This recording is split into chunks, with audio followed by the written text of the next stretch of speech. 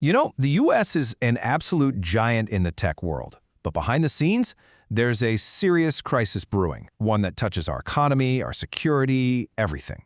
So today, we're going to break down a really ambitious blueprint designed to fix it, the proposed American Digital Opportunity Institute. So let's start with the central problem. The United States leads the globe in creating technology, no question. But we're facing a massive digital crisis right here at home. And this is what the folks behind this proposal call America's digital paradox. And that paradox really forces us to ask a tough question. How in the world can a nation that literally leads the tech revolution be so vulnerable when it comes to its own people, its own government, and its own infrastructure? Well, this vulnerability really boils down to three big issues. First, you've got this persistent digital divide, which is creating a society of digital haves and have-nots. Some people can't even apply for a job online.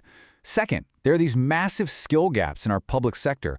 Our government is just struggling to keep pace. And finally, our policies are way behind. Our laws are constantly being outrun by tech like AI, and that leaves us all exposed. But here's the thing. Tackling these huge challenges doesn't mean we have to start from square one. The proposal we're looking at today says we don't have to reinvent the wheel. Instead, it looks to a proven international success story for inspiration. So where did they get this idea? Well, it comes from an organization called the UNAPCICT. It's basically a UN training center that's been helping countries across the Asia-Pacific region build up their digital skills since 2005. And its track record, it's pretty darn impressive. Just look at the numbers. The UNAPCICT model has trained over 25,000 policymakers. Think about that for a second. That's an army of 25,000 government officials and leaders who are now way better equipped to handle the digital age. That is a staggering amount of influence. And it's not some one-hit wonder either. Its work spans more than 40 countries. Now that proves this framework isn't just a fluke. It's super adaptable, and it works across all kinds of different political and economic systems. That makes it a really strong candidate to adapt for the U.S. And this quote from the source material really just says it all. This isn't some pie-in-the-sky theory. It's about taking a proven blueprint, something that we know works, and tailoring it to solve America's unique digital problems. Okay, so a successful UN model is one thing, but how did it actually work here in the U.S.? Let's dive into the nuts and bolts of the proposed American Digital Opportunity Institute, or ADOI for short. It's actually pretty clever how they map it out. They take each successful pillar from the UN model and give it a specific American job. So capacity building becomes upskilling the public service to fix those government skill gaps. Knowledge management becomes fostering knowledge hubs to help us finally catch up on policy. And innovation and inclusion becomes championing digital equity to directly tackle that digital divide.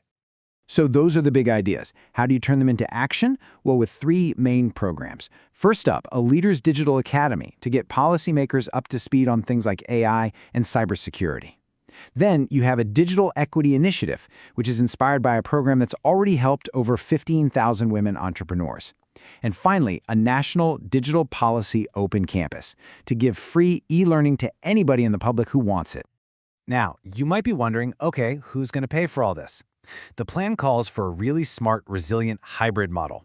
It wouldn't depend on just one piggy bank, but would pull from federal money, corporate sponsorships, and philanthropic grants. This kind of structure is built for the long haul and gives it the agility to work with both government and private industry. But here's where the vision gets even bigger. The ADOI isn't just about fixing problems at home. It's also about pioneering a whole new way of thinking about foreign policy in the 21st century. They call it digital diplomacy. And the idea is pretty simple but powerful. Instead of foreign policy being all about transactions, what can you do for me? What if it was about collaboration? What if we built alliances based on shared digital goals, shared infrastructure, and shared democratic values? It's a real shift in thinking. And to prove this can work, the blueprint suggests a really interesting pilot program, a partnership between the U.S. and Pakistan. Now, you might ask, why Pakistan? Well, the thinking here is super strategic. It's a chance for a mature tech economy like the U.S. and a rapidly emerging one to learn from each other. It gives them a platform to tackle shared problems like cybersecurity, and maybe, most importantly, it's a way to build trust. And this isn't just talk, right? It's not just about goodwill. The plan lays out very specific, concrete steps to make this partnership real, like developing training programs together, setting up an exchange program for experts, and even launching a joint digital equity initiative over in Pakistan. Okay, we've got the problem, the inspiration, the plan. What's the last piece of the puzzle? How do we actually get this ambitious project off the ground? Well, the proposal lays out a really clear, actionable launch plan. First things first, you need the right structure. The idea is to set up the ADOI as either a public-private partnership or a federally chartered nonprofit.